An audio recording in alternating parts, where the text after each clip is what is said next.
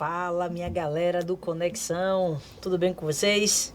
Estamos hoje aqui no início de algo maravilhoso que estamos construindo. Como vocês sabem, nós estamos em uma ascensão de várias conquistas e hoje é reflexo disso, é mais uma de nossas conquistas. Conexão pré-vestibular hoje está com o Conecta Pod, nosso primeiro episódio de podcast, né?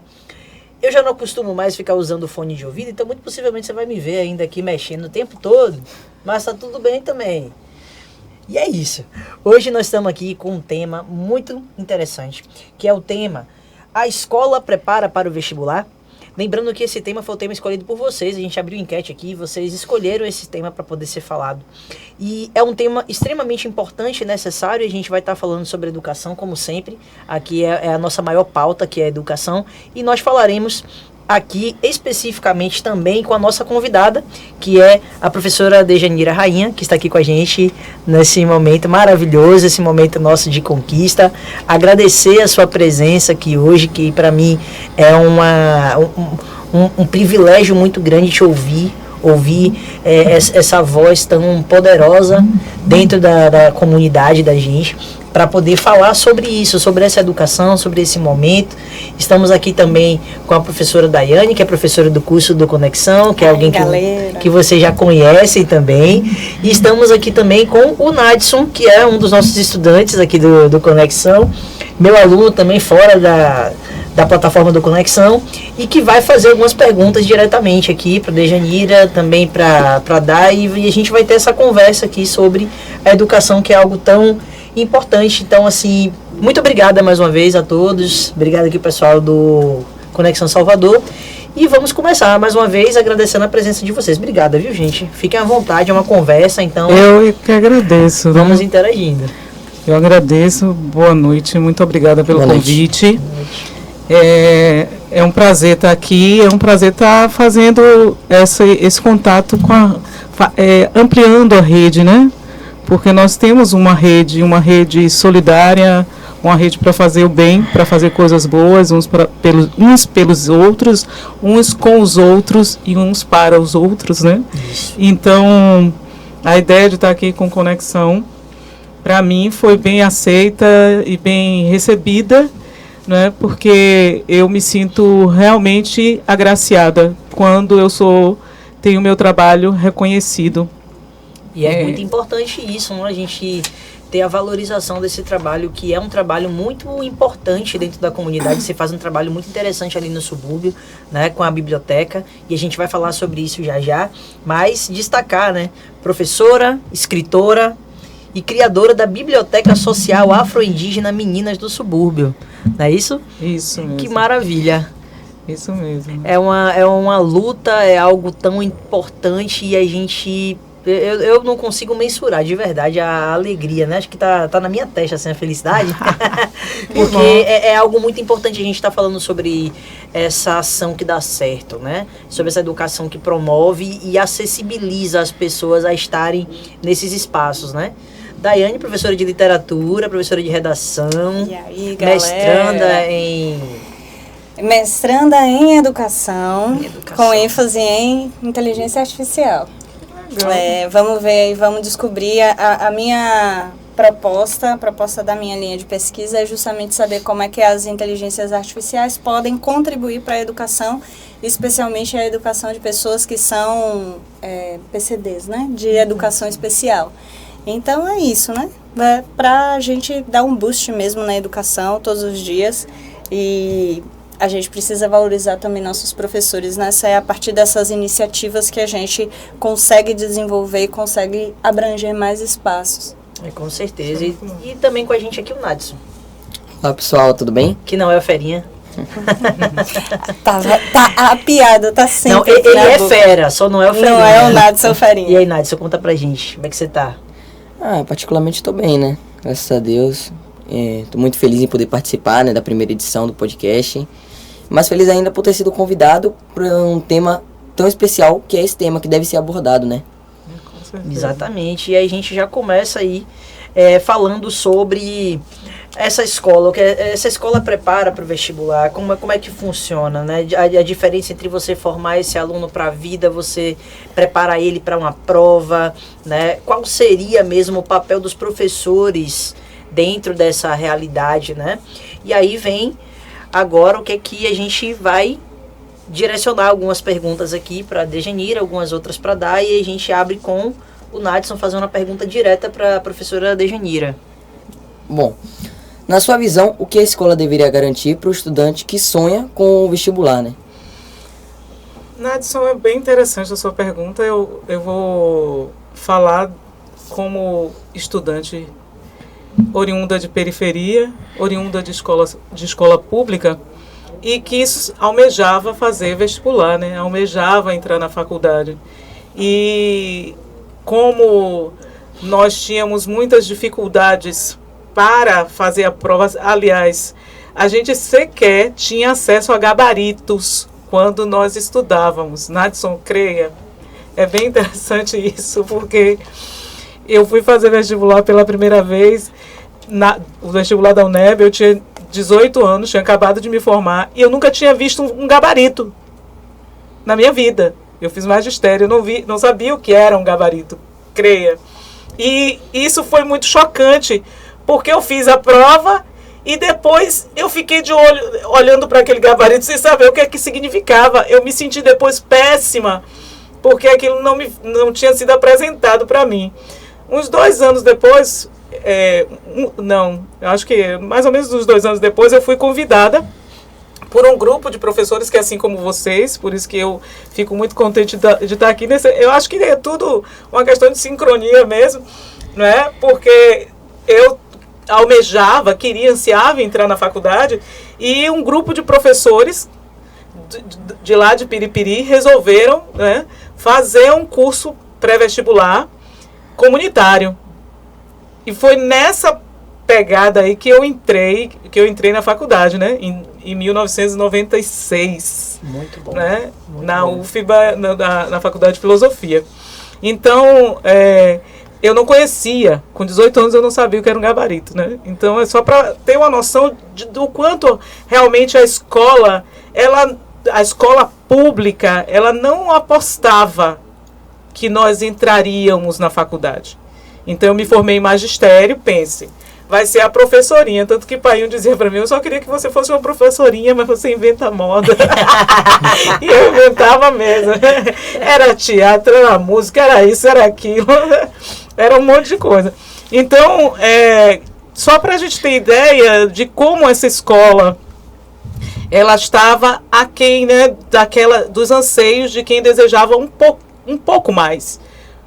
Era como se fosse algo impensado, né? Uhum. E isso há 30 anos atrás, mais ou menos isso, 30 anos atrás, 32 anos atrás, quando a gente pensa nisso e pensa num trabalho como o do Conexão, e aquele trabalho do Sinal Verde, olha só, Sinal Verde que eu entrei quando eu era menina, né, eu era jovem, a gente percebe o quanto essa rede de bem, de coisa boa, de difundir o que é bom é importante. Porque naquele momento os professores vinham para nós, aqueles professores que vinham cansados, mas apostavam naquele trabalho, ganhavam muito pouco para estar ali, mas apostavam porque acreditavam naquele trabalho, podia trazer para a gente que realmente não encontrava isso dentro da escola.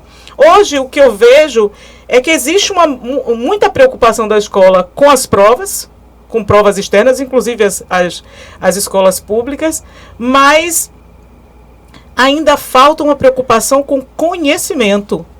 Então, acho que a gente, às vezes, faz tantas provas externas na escola, a gente está fazendo um excesso de provas externas. E, às vezes, não dá tempo da gente ensinar a criança para fazer a prova externa.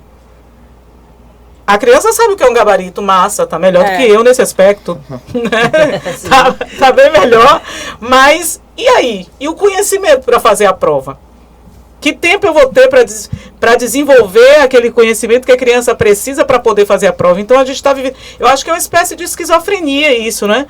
Então, é importante que você prepare a criança para o vestibular, claro, é óbvio, todas as crianças, elas têm que ter acesso, direito, mas é preciso que a gente primeiro dê a oportunidade da criança conhecer a educação, ter acesso aos conhecimentos, à resolução de um problema, e não estar tão preocupada com essas provas externas que estão sendo colocadas. Eu acho que estão pesando a mão nisso, né? E isso é algo que a gente tem que parar para acertar. É preciso parar para acertar. O que é que vai fazer? Antes não tinha, agora tem, mas não tem conhecimento, porque não tem preparação. A criança sabe que é um gabarito, mas não fez nada certo. Ou então está muito tensa. As crianças estão tensas para fazer as provas. As crianças de 9... E com crise de ansiedade. Exato. Crise de ansiedade. Então, é isso, né? Então, eu penso que é preciso que nós paremos para refletir, para encontrar o caminho certo. A gente está meio perdido nesse aspecto e a preocupação em avaliar sem um trabalho para que a avaliação seja feita é bem preocupante. Eu gostaria de fazer também um comentário sobre isso, né? Porque eu acho que, além de tudo, a gente precisa fazer também esse recorte de classe também, né? É importante a gente ver que a escola pública e a escola particular, de maneira geral, elas estão com propósitos diferentes. Então, a gente sabe que na escola pública existe uma série de necessidades, de questões que são muito sensíveis, que precisam ainda serem ajustadas, né? É o Estado tentando trabalhar, e aí quando eu falo Estado, é Estado brasileiro, né? Sim. Tentando ainda cumprir com alguma coisa para suprir para aquela criança, aquele adolescente, que tem uma série de outros problemas fora dali. Então, assim, para além de você ter esse excesso de provas e você causar também mais uma ansiedade que eu concordo completamente, você exigir que crianças e adolescentes tenham que escolher tão jovens qual é o destino que eles vão fazer, o que eles vão seguir de carreira, sem que eles possam parar para pensar sobre seus gostos, sobre suas habilidades. É uma crueldade que a gente tem, né, da sociedade atualmente, e aí para além disso a gente tem essa divisão que a escola pública tenta suprir outras necessidades que na escola particular não vai aparecer. Então, na escola particular, talvez você tenha esse foco maior para essas provas externas, né? Você consiga preparar um pouco melhor esse aluno para essas provas do que o que consegue na escola pública, porque na escola pública a gente tem, além de tudo, outras demandas. As demandas da escola pública são muito maiores, né? De uma maneira ou de outra. E além de tudo, eu fico me perguntando o quanto dessas provas externas são necessárias naquilo que a gente está aprendendo hoje em dia. Porque, assim, é uma pergunta que chega para mim dos meus alunos que são do Fundamental 2 e do ensino médio. Eu vou utilizar isso aqui quando na minha vida? Para que eu vou precisar fazer isso? E, às vezes, nos falta tempo também de fazê-los entender que aquilo ali vai ser importante para eles para criar crítica, pensamento crítico, consciência do que está acontecendo, para que você tenha porque você vai a um médico e você precisa saber como é que funciona, por exemplo, o ciclo de um antibiótico, e aí todos aqueles conhecimentos estão interligados. Então, no final das contas, a gente acaba não tendo tempo, como professor, de preparar esse aluno para poder perceber que aquilo vai ser algo necessário para o desenvolvimento dele como ser humano, e não só para preparar para uma prova. Preciso... perdoe-me, por favor. Não, por favor, pode continuar. É preciso que nós também façamos uma reflexão sobre os motivos de se comprar tantas provas externas. Hoje, eu sou professora do município de Salvador e sinto que existe um excesso de compra de material, porque isso está para além. Tem uma onda que eu acredito que esteja muito envolvida com a questão política mesmo, de comprar materiais. Então, hoje a gente tem a criança tem 13 livros, por exemplo. A criança tem não sei quantas provas. E muitas vezes a criança está precisando aprender a ler e escrever. Exato. O professor, a professora, né, eu vou falar professora porque nós no Fundamental 1 somos em maioria mulheres. Né? A professora tem que dar conta dessa alfabetização da criança, tem que dar conta dos conhecimentos e de estar fazendo, e mais ainda, mais importante, despertar o desejo da aprendizagem, e diante dela tem uma quantidade imensa de materiais que ela precisa provar que está trabalhando. Isso. Para além desses materiais, tem também a compra de outros elementos que estão ligados à tecnologia. Sim. Que hoje eu acredito que a gente tem uns 3 dentro da escola para que a gente use. E aí você vê a professora fica argolada diante dessa infinidade de materiais. Em si, a possibilidade de pensar coisas inovadoras, que seria aquilo que causaria a identificação das nossas crianças com o conhecimento, porque você buscar a identificação dentro da comunidade, com aquele conhecimento, levar as crianças a relacionar a sua vida a tudo que está no mundo e ao que está dentro do livro, seria algo maravilhoso. Mas a gente não tem tempo, porque a gente tem que responder. Por exemplo, a gente às vezes vai fazer um simulado, como hoje a gente fez o simulado da Prova Brasil. Mas será que as crianças eu tive o tempo suficiente para preparar as minhas crianças para fazer o simulado da Prova Brasil? Normalmente não tem. Então você dá uma quantidade imensa de assuntos para que a criança faça a prova, o simulado. Isso frustra muitas vezes muitas crianças. A criança fica decepcionada consigo, achando que ela não consegue, que não consegue nunca, e aí você já tem um outro problema, que é uma questão psicológica, um problema que você vai levar para a criança, um problema mental que você vai levar para a criança, de ansiedade, exatamente, de frustração, de achar que ela não consegue. Então, eu penso que as pessoas que estão à frente da educação hoje, elas precisam parar para pensar na importância das crianças e não na importância da compra de materiais. A serviço de quem está essa compra exacerbada de materiais didáticos? Eu quero saber. Eu gostaria que alguém me respondesse essa pergunta e mostrando números e dados, não é? Porque eu não vejo muito sentido nisso. E é interessante a gente pensar sobre esses recursos, porque é o que eu sempre digo, né? Guardar as devidas proporções em alguns lugares, você vai encontrar esse excesso de material, em alguns outros lugares você não encontra o material, então a gente tem uma dualidade muito complicada da gente poder lidar, né? De um lado a gente vai encontrar ali, muito comumente nas redes municipais hoje você encontra esse boom de materiais chegando, né? Só que a gente não...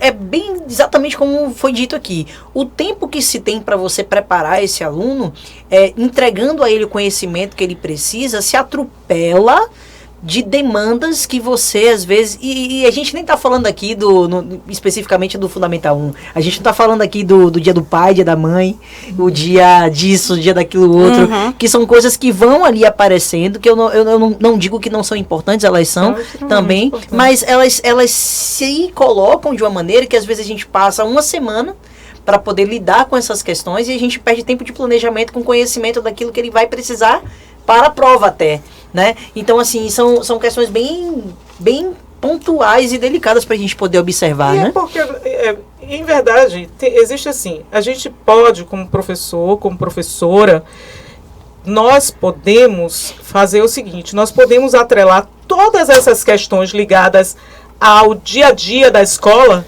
como Dia do Pai, o calendário, né?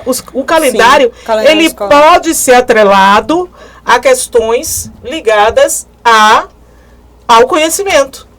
Tudo isso, se a gente tiver como parar para pensar. Exato. Porque planejar é parar para pensar. Você precisa planejar, requer que você reflita a respeito para poder intervir. Aí entra a pesquisa. Então, tem o Dia dos Pais. O que a gente pode trabalhar com o Dia dos Pais? Tem uma série de assuntos que a gente pode trabalhar.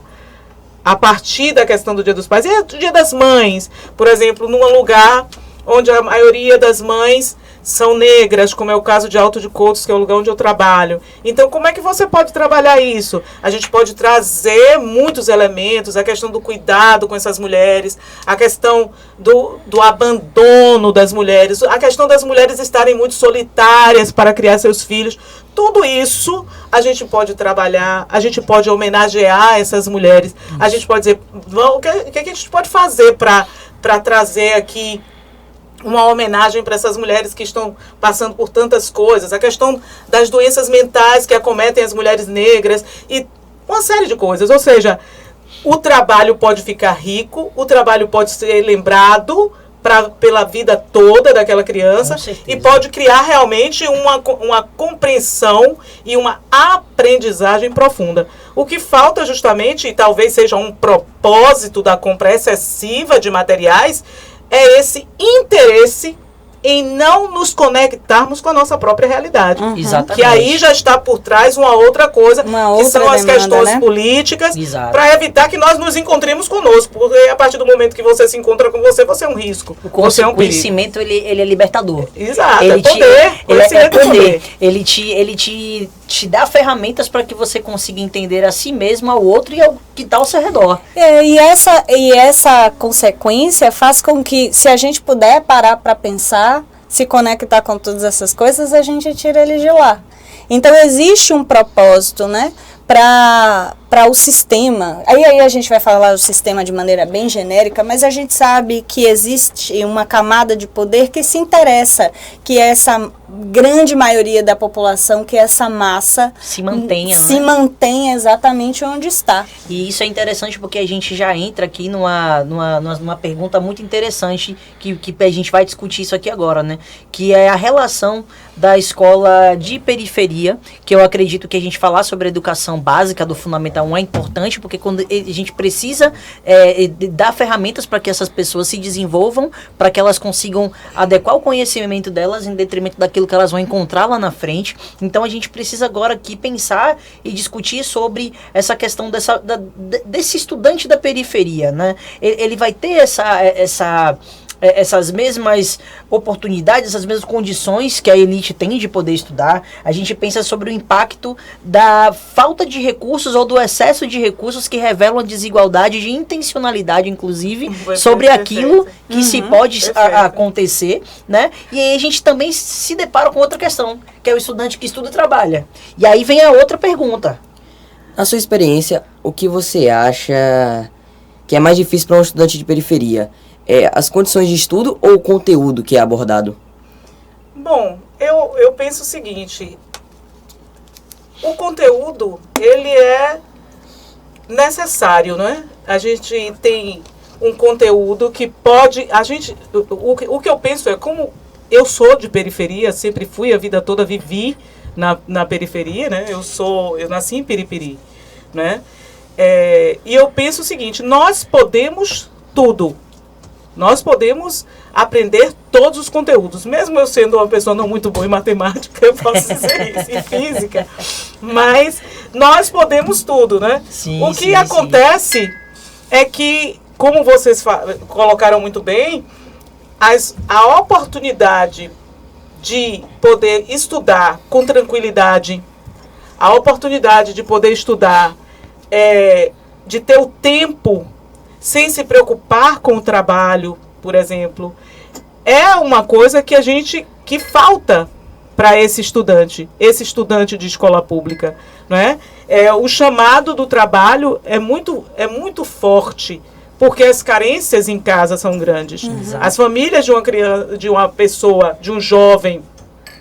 Isso a gente falava recentemente, eu falava com uma amiga minha, justamente sobre a dificuldade da gente encontrar voluntários dentro da periferia para o trabalho na biblioteca social, por exemplo, que eu estou à frente, né? Por quê? Porque os jovens, a partir de uma determinada idade, o que é que eles já estão preocupados? 14, 16 anos, às vezes mais cedo, em estar ganhando uma grana. Em trabalhar. Então, essa realidade dificulta, por exemplo, até a possibilidade da permanência, de se fazer um vestibular. Isso. de se fazer de se pensar em universidade, porque o corre é grande. Exato. Né? Então, ali já se está se preocupando em quê? Em construir algo para que a família possa, para ajudar a família a se sustentar. Uhum. Muitas vezes, inclusive, a interrupção disso, as meninas, por exemplo, com a questão da adultização, já estão preocupadas, não, muitas vezes já estão vivenciando uma maternidade com 15, 16 anos. Exato. Então, terminar o segundo grau, o ensino médio, já é um desafio muito grande. Já é um desafio muito, muito grande. Então, a gente tem, como o Daiane colocou, são várias questões, são vários problemas vivenciados por essa juventude Exato. Periférica. Né? E pensar sobre a igualdade, ou melhor, pensar sobre a desigualdade nesse parâmetro é muito importante, porque a gente trabalha em Cajazeiras, nascida e criada em Cajazeiras, trabalho em uma escola uma escola particular lá dentro de Cajazeiras, só que a gente percebe o seguinte: a própria escola particular de Cajazeiras, e eu não falo especificamente dessa, eu falo de todas as outras que se tem por lá, e é muito delicado a gente falar desses pontos assim, porque alguém pode entender que se há aqui alguma coisa contra essas pessoas, essa escola, mas não é isso. Mas a questão é que quando as escolas particulares dentro da própria periferia se estruturam, não se estruturam tanto quanto as outras escolas particulares de outros lugares, de outros bairros. Então, Naison, por exemplo, ele é meu aluno fora do Conexão também, e ele é meu aluno dessa rede particular de ensino. Então, ele pode até falar sobre a questão dessa disparidade, né, dessas questões, mas é importante que a gente entenda também que as escolas particulares que se tem dentro da periferia também não têm ainda a ideia da preparação do jovem nesse aspecto, do preparar para o conhecimento. Aí a gente se pergunta também qual que é a intencionalidade dessas redes particulares, né? Como Dai falou há um tempo atrás aqui, sobre o preparo que essas escolas têm. A gente tem grandes nomes de escolas de redes particulares aqui, que já promovem dentro do ensino médio aí essas questões de pré-vestibulares, e de janeiro, fevereiro, março, já estão ali colocando o menino para estudar e tal. Os pais investem bastante, mas é justamente a preocupação com aquilo que se desenvolve. Qual que é, de fato, a ideia? O que é que a gente pode fazer? É tão difícil assim? Aí agora eu pergunto diretamente para Nadson, que ele está aqui perguntando para todo mundo, né? Agora minha pergunta vai para ele. Você, Nadson, como estudante, quando você pensa nessa desigualdade, quando você pensa nas oportunidades, quando você pensa nesse corre que a Dejanira disse aqui, que daqui a pouco você vai estar também nessa loucura de procurar, e não é porque você é o pior ou o melhor, mas é porque somos estudantes de periferia e a gente em algum momento vai ter que fazer isso. Como é que você se sente, velho, pensando nesse momento da sua vida? Poxa, é algo muito difícil pensar nisso, porque enquanto outros têm várias oportunidades, tem muitos que só querem uma oportunidade e não conseguem. Bom, eu estudo em escola particular, eu não tenho muita propriedade sobre o assunto, mas eu penso que enquanto eu estou na escola particular, na periferia, que foi algo que você citou, muitos que estão fora da periferia estão tendo várias oportunidades preparatórias para o vestibular, muito antes mesmo de pensarem em algo que vão fazer após o vestibular, não é mesmo? Enquanto eu estou aqui estudando, me esforçando com conexão pré-vestibular, né? Que é inclusive o... Não, tudo bem. O Conexão Pré-Vestibular foi o espaço que vocês conseguiram ali para poder se preparar minimamente para esse momento do vestibular, né? E aí você encontra esse ponto, Nadson, que é sobre você estar ali nesse momento preocupado com o que vem depois, né? Você falou nesse instante que existem pessoas que já têm essa oportunidade sem precisar se preocupar com o que vem depois. Não tem que ter um apêndice, por exemplo, né? Ou seja, um cursinho para ajudar porque a própria escola já faz isso. Já faz toda a família já dá um jeito, já contrata alguém para dar aula em casa. E isso me faz pensar, toda vez que eu penso sobre isso, sobre essa questão de oportunidades, eu me lembro sobre aquela galera que gosta muito de fazer podcasts, inclusive, dizendo sobre aquela questão de todo mundo tem as mesmas 24 horas. Ah, essa é a maior mentira que eu já ouvi na minha vida. Quanto ódio que eu sinto. Você acredita nisso, Dejanira? Todo mundo tem as mesmas 24 horas? Eu acho que não. Eu sinto muito ódio de pensar sobre isso, porque é o seguinte, você não pode dizer que por exemplo, e aí eu sou professora de ensino fundamental 2 e médio, e aí o meu aluno de ensino médio, eu vou pegar ali o meu aluno de primeiro ano.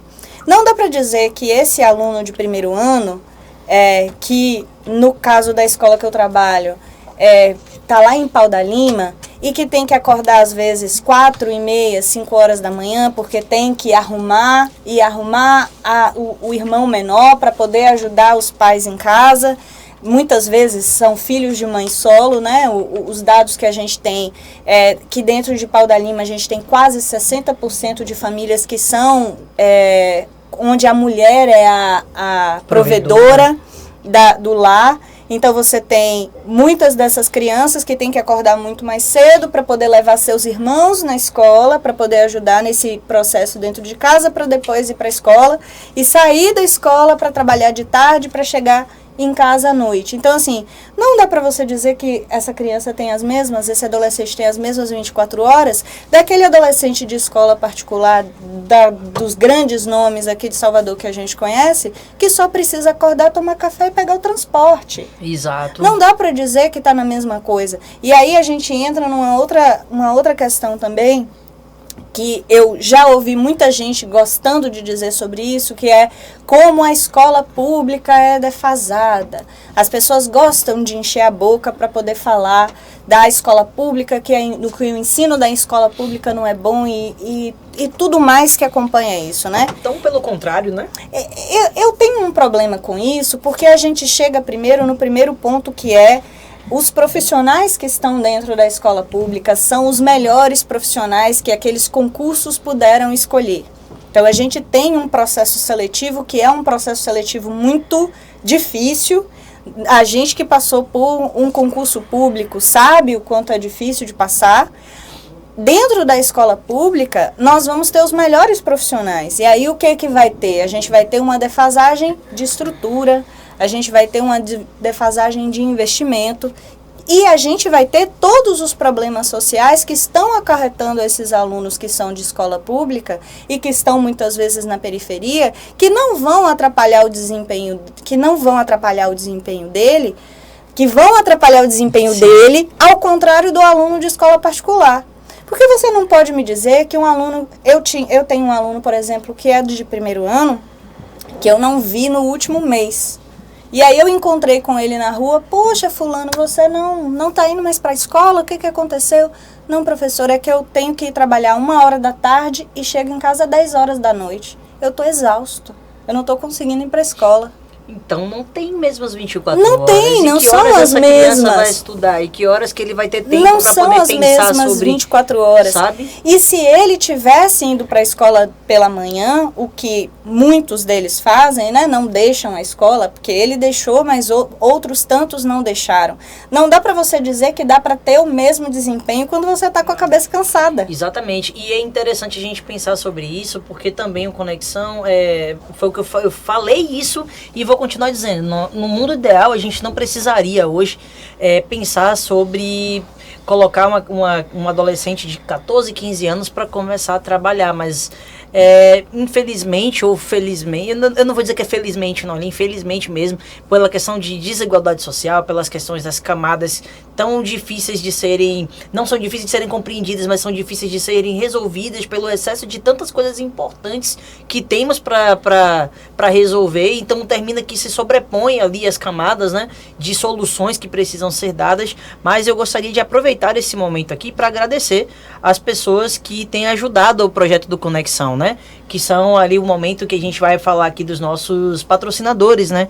O pessoal aqui, é interessante colocar aqui na tela, por favor, me ajuda aí, produção, por gentileza, porque eu já não me lembro mais de tantas pessoas que são pessoas importantes, incríveis que estão com a gente aqui. Conexão. O pessoal, inclusive, falando sobre essa questão de trabalho, a gente tem a V7, estágios e recrutamento, que nesse momento, pelo horário, até já saíram, né? 2 alunos nossos do Conexão conseguiram fazer 2 entrevistas de emprego, agora estão esperando ali esse momento de oportunidades. A gente tem o pessoal do próprio bairro ali, o pessoal da Megaworks, do Fala Cajazeiras também, que abriu assim as portas para que a gente pudesse fazer a nossa primeira aparição em podcast, foi lá no Fala Cajazeiras. Então a gente precisa agradecer muito por essa visibilidade. O pessoal da Estamparte, né, da Nebulos, que é do meu querido Jorge, mandar um abraço para ele aqui também. A Grau Curso Técnico, que é onde a gente agora tem feito as nossas aulas, abriu essa oportunidade para a gente com um pouco mais de recurso, com um pouco mais de materiais, para que a gente possa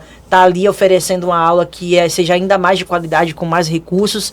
E ao vereador Kel Torres, que é uma pessoa que se mostrou muito ativa dentro da comunidade de Cajazeiras, foi a pessoa que nos ouviu, que trouxe para a gente a solução que a gente precisava, porque falar sobre projeto social e falar que é fácil é uma mentira muito grande a gente dizer isso. São muitas mãos. Então, antes da gente ter esses apoios todos aqui, era a gente contra o mundo. Então a gente precisa se apoiar em alguma coisa e pedir a alguém que nos ajude. Então é o momento de agradecer também ao Cajazeiras FM, o qual a gente também já teve a oportunidade de estar e falar um pouquinho sobre o projeto, e buscar os patrocinadores e falar também sobre os padrinhos do projeto, que tem e ajudou tanto nesse mês, ajuda e vai ajudar ainda nos próximos meses. Agradecer essas pessoas, que é muito incrível a gente falar sobre isso. E aproveitando para falar sobre a questão social, a Djanira tem um projeto, né, que é a Biblioteca Social Afro-Indígena Meninas do Subúrbio, e aí a gente vem aqui agora com umas perguntas incríveis para que você possa nos elucidar um pouco sobre como tem sido o seu projeto, né, que é justamente sobre essa diminuição de distância entre a possibilidade do conhecimento chegar às pessoas através da leitura, né? Que é algo muito interessante. Então a gente pensa, né? Como foi que nasceu isso dentro de você, Djanira? Como foi esse processo da criação do seu projeto? Como foi esse momento que você pensou sobre isso? E também muito importante, né? O que é que você acha? Você acha que a biblioteca também vai ser essa ferramenta para que as crianças possam não só conhecer, mas produzir conhecimento para chegar nesse momento de vestibular? O que é que você tem a dizer sobre isso? Eu penso que, como eu disse, né, a gente precisa estar em rede, né, em conexão, na verdade, né? A gente precisa estar em conexão para que nós possamos fazer o bem, né? Fazer o bem no sentido, parece algo assim muito piegas, né, e altruísta. Na verdade, fazer o bem, porque nós não somos blindados, nem blindadas. Então, se a gente percebe que a sociedade está caminhando para um processo de muita dor, de muita violência, de muita negligência com os direitos, né, de todos e todas, e nós ficamos parados e paradas diante disso, eu acho que é uma coisa meio idiota, porque a não ser que eu pretenda viver numa bolha onde nada me atinja, em algum momento isso vai dar ruim para mim, né? Como diz o jovem, vai dar ruim. Então, sim. Mais do que altruísmo, isso é uma compreensão de mundo. Entender que nós, como sociedade, temos que nos organizar para preservar as nossas vidas é de suma importância, né? Então, eu acho que a Biblioteca Social Afro-Indígena Meninas do Subúrbio, assim como Conexão e outros tantos trabalhos sociais, tem em sua principal concepção a ideia de que nós não estamos sozinhos nem sozinhas.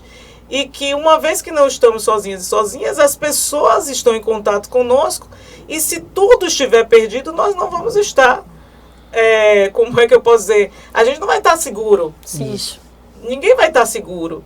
Então é preciso que nós nos reunamos e cuidemos de nossas vidas. Então, se eu sou de um bairro periférico, se eu percebo alguns dramas que estão acometendo os bairros periféricos, e se eu, como uma mulher adulta de quase 50 anos, não faço nenhuma intervenção para isso, porque a intervenção pode ser uma coisa mais simples, né? A biblioteca social, ela nasce porque algumas outras mulheres, como Jovina Souza, poeta, Rejane de Souza, também poeta, se reuniram comigo desde 2017, não, desde 2013, e começamos a pensar um lugar para mulheres. Nós começamos a pensar um lugar que as mulheres fossem recebidas, que tivesse acesso à cultura, ao cuidado e aos prazeres ligados à arte, né? E quando nós chegamos a efetivar o trabalho com a biblioteca social, porque pensando em mulheres, você pensa em crianças dentro das periferias.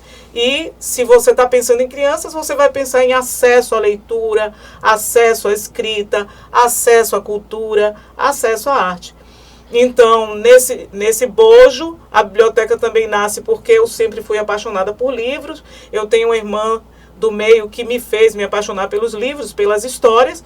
E eu sempre penso que ter uma infância de beleza faz com que superemos as dores, superemos ou pelo menos faz com que a gente diminua as dores da vida adulta. Isso. Quando você se remete àquela infância que foi um pouquinho mais agradável, você se lembra das fotos, daqueles momentos mais agradáveis, você dilui, né? A sua esperança, ela é mantida. Então, quando você tem uma infância muito ruim, uma infância sem belezas, você vai para uma vida adulta que quase nunca é gatinha, né? Então você fica... Você não tem referência. Sim. Você não tem referência, não tem lastros emocionais de boas referências. Então a biblioteca nasce justamente porque eu entendo como criança que fui de periferia, que tinha quintal, que tinha alegria, que tinha irmãos, que tinha tristeza, que tinha necessidade, que tinha carência, mas que tinha toda uma rede de afeto ao mesmo tempo. E isso me segura até hoje, como mulher adulta, que as minhas crianças também poderão se segurar dentro da comunidade mais tarde, se elas tiverem essa rede. E é por isso que a biblioteca nasce. E sim, a biblioteca hoje já serve para que pessoas que estão fazendo o vestibular procurem-nos, peguem os livros emprestados. Ano passado mesmo a gente emprestou muitos livros livros, aquele Torturado, muitos livros, os livros de Jorge Amado para as literaturas que estão pedidas. Né? Nós emprestamos a adultos, a adultas, a jovens que estavam fazendo vestibular.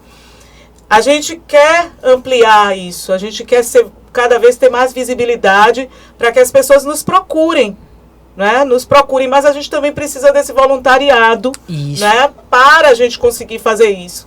Porque termina que a biblioteca não abre todos os dias. Né? Hoje mesmo eu estou aqui, não tem quem abra a biblioteca. Não teve quem abrisse a biblioteca das 17h30 até as 19h. Né? Ontem eu abri até as 18 horas. Recebi uma escola da comunidade. Mas tem momentos que eu não faço trabalho lá, que eu faço trabalho em escola, que é a biblioteca itinerante, onde eu vou fazer uma contação de histórias, onde eu vou fazer uma oficina. E eu não abro nesse dia, mas a gente não tem voluntários para ficar. Porque, como eu estava dizendo, os jovens estão no corre. Os jovens estão querendo ganhar uma grana para poder sobreviver. Então, Sim. É muito difícil hoje você conseguir voluntariado. Se a gente conseguisse uma grana para a biblioteca, para poder fazer com que a gente pagasse um incentivo de voluntário mesmo, com lanche, com transporte, essas coisas ficariam mais fáceis. Né? No momento a gente não tem isso.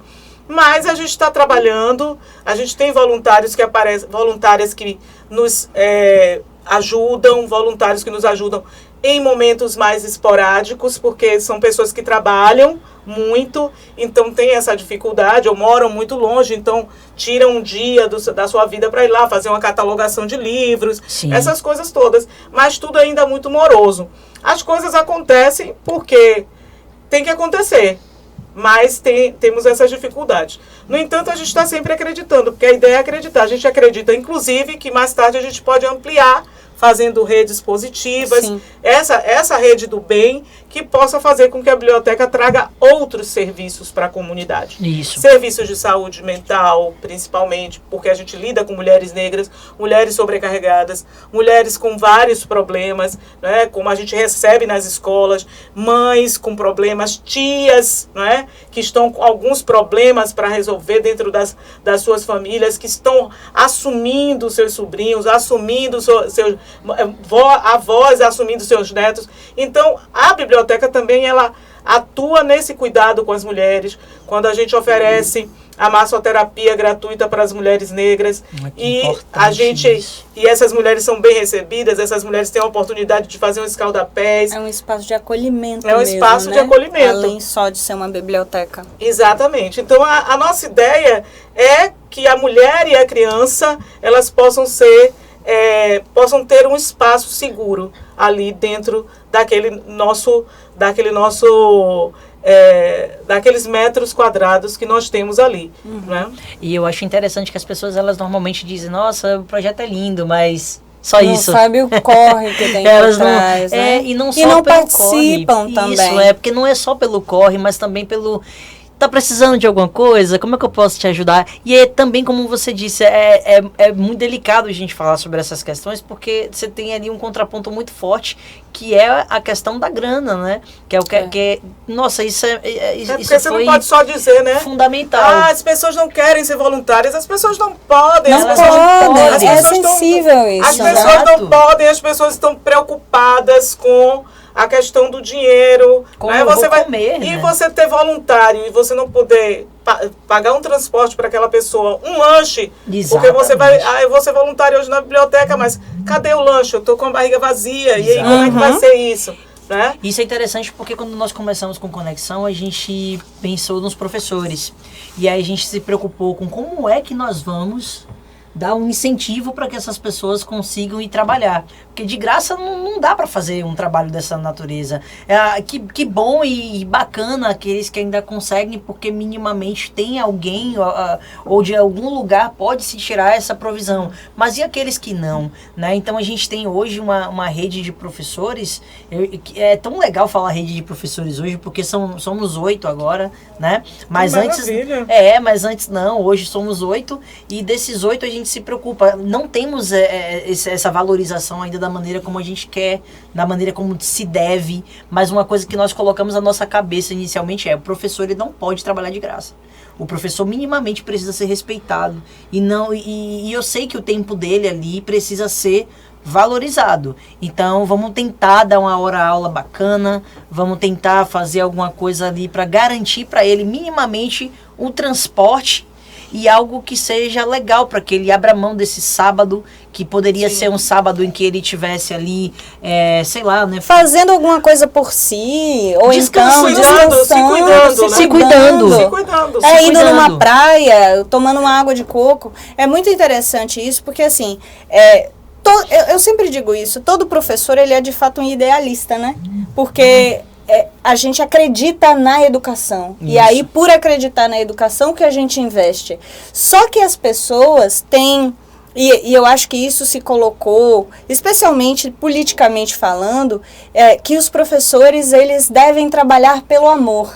A gente trabalha pelo amor à educação, mas a gente também precisa comer, a gente também precisa pagar as nossas contas, assim como todo mundo. Então, quando surgiu essa ideia do projeto do Conexão, essa foi uma preocupação, porque assim, a gente quer garantir uma educação de qualidade para os meninos mesmo.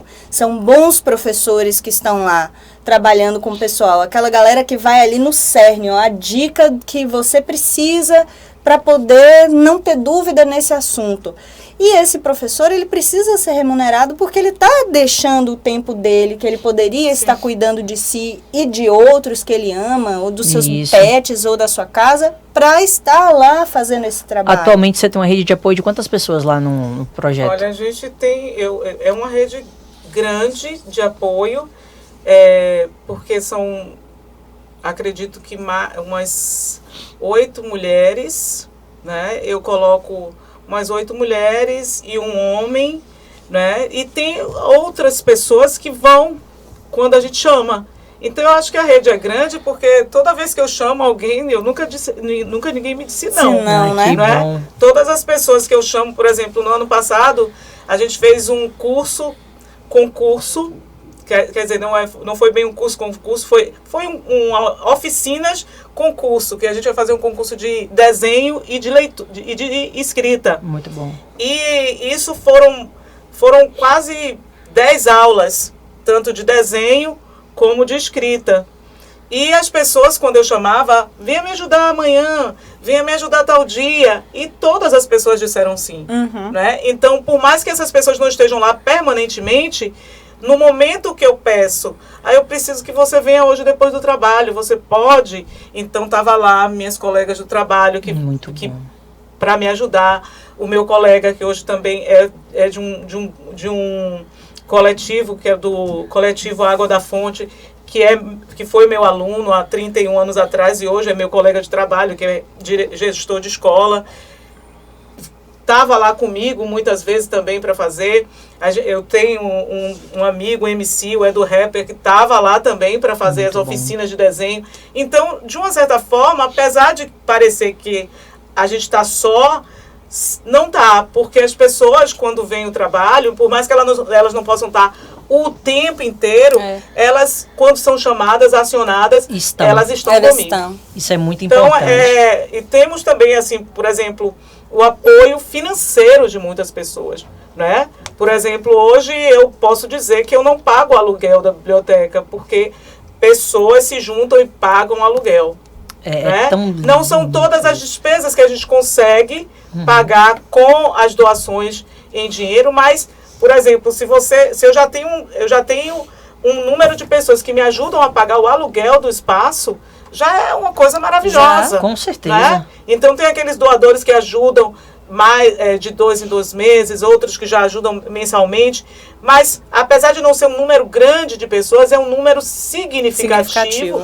Porque tá lá. Exatamente. Eu não tenho que me preocupar com aluguel, eu não tenho que me preocupar, às vezes também não tenho que me preocupar com energia. Então isso tudo é muito... Isso é importante demais. demais. É importante, inclusive, para eu permanecer. Exato. Porque isso me dá força. Às vezes, por exemplo, eu tô com muito cansaço, eu digo, eu não queria abrir hoje, mas aí alguém manda uma grana para mim. Eu tenho que me arrumar, eu vou abrir a biblioteca. Porque aquela pessoa está acreditando no trabalho. Seu trabalho, exatamente. Ela está acreditando no que eu estou fazendo. Exato. Então, eu não vou ficar aqui deitada, eu vou levantar. Né? Às vezes tem aquele dia de sábado que você está com vontade de não fazer nada. Depois de daquela semana pesada na escola. Exatamente. E aí você pensa, poxa, vou acordar no sábado de manhã. Porque tem gente que acredita. Tem gente acreditando, porque quando a pessoa...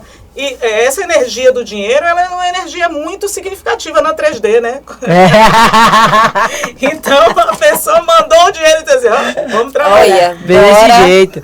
Ai, gente, estamos nos aproximando agora dos nossos minutinhos finais. E aí a gente vem aqui agora com uma possível solução, né? Eu não digo que a solução ela virá a cavalo, né? Mas de alguma maneira ela vem, né? Então a gente pensar sobre essas iniciativas da comunidade que você já falou aqui pra gente que acontece, isso é muito bom, a comunidade se juntar, essas mulheres, sempre mulheres, né? As mulheres se unindo para poder construir esse espaço seguro para as crianças, para elas mesmas, espaço de acolhimento, né? Entregando ali naquele momento tudo de si para que os outros consigam aprender um pouco mais sobre ele, sobre o outro e sobre tudo à sua volta, né? Isso é muito importante. E os caminhos que a gente precisa caminhar, os caminhos que a gente precisa caminhar, né? Redundante, mas é isso. É isso mesmo. Para alcançar essa... Eu não digo nem alcançar, mas a gente tentar reduzir um pouquinho essa desigualdade, né? Esse negócio que é tão massacrante, tão vil contra os nossos meninos da periferia, contra essas pessoas. E aí agora vamos aqui com o nosso querido Nath, que tá aqui, o bichinho, né, meu filho? Tá aqui morrendo de frio, viu? Tá aqui, tá todo arrepiado, menino, meu Deus do céu. E ele tem a pergunta final, que é pra gente conseguir aí dar esse momento para que a Dejanira consiga nos dizer Jogue duro, meu filho, vá. Bom. Respire.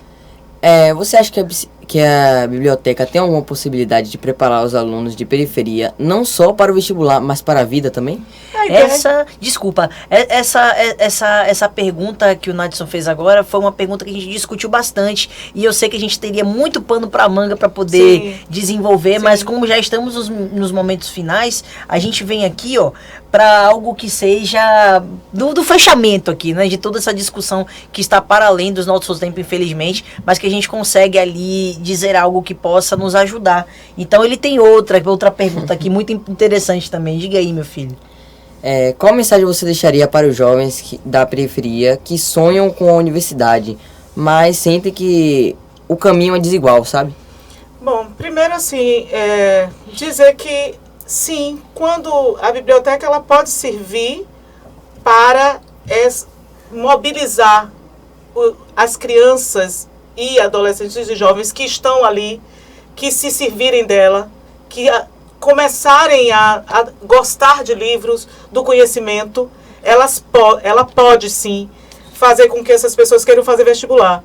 Porque foi assim que eu consegui, que eu quis fazer vestibular. Foi assim que eu quis entrar na universidade, através do meu apaixonamento pelos livros e pelo conhecimento. Eu não queria parar num determinado momento, eu queria continuar, assim como até hoje eu quero muito continuar lendo, aprendendo, né, escrevendo. Sim. E ao mesmo tempo, o que eu posso deixar como uma mensagem tá difícil, tá muito difícil.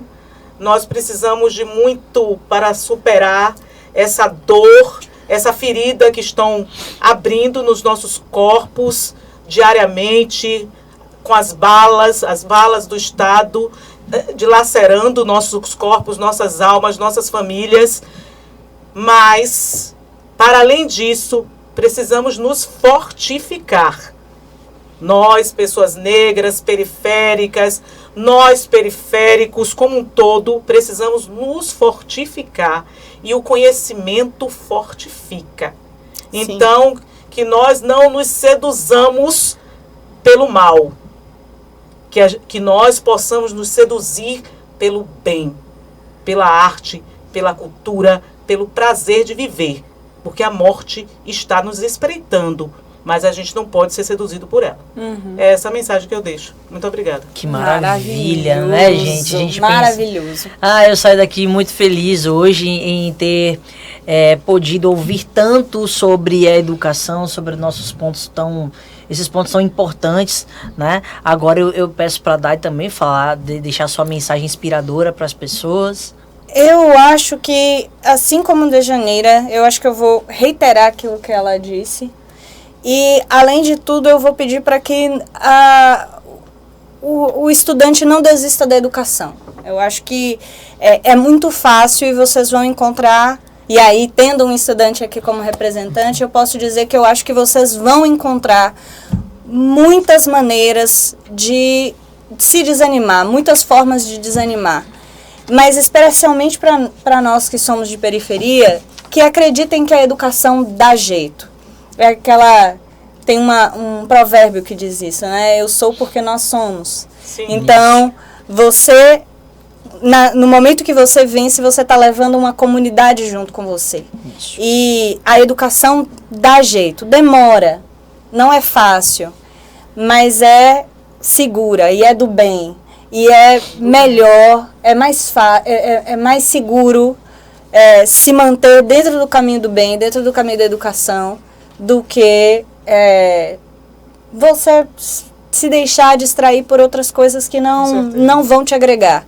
Então, continue acreditando na educação, eu acho que essa é a questão. E acreditem que todas as vitórias que vocês tiverem são vitórias coletivas. Com certeza. Todas as nossas vitórias são vitórias da nossa comunidade. Eu sou porque nós somos, né? Nós carregamos juntos um povo, nós carregamos juntos a nossa comunidade e as nossas vitórias, elas não são individuais, é uma vitória conjunta. E é isso que tem que valer. Então, muito obrigada, meninas. Muito obrigada, Nadson, por estar aqui hoje. Foi lindo. E assim a gente encerra o nosso primeiro episódio do Conecta Pod. Maravilhoso. E nós iremos abrir enquete para que vocês possam também aí escolher o tema do episódio 2, tá bom? Muito obrigada, muito obrigada a todos e até a próxima. Valeu. Valeu, galera. Tchau, tchau.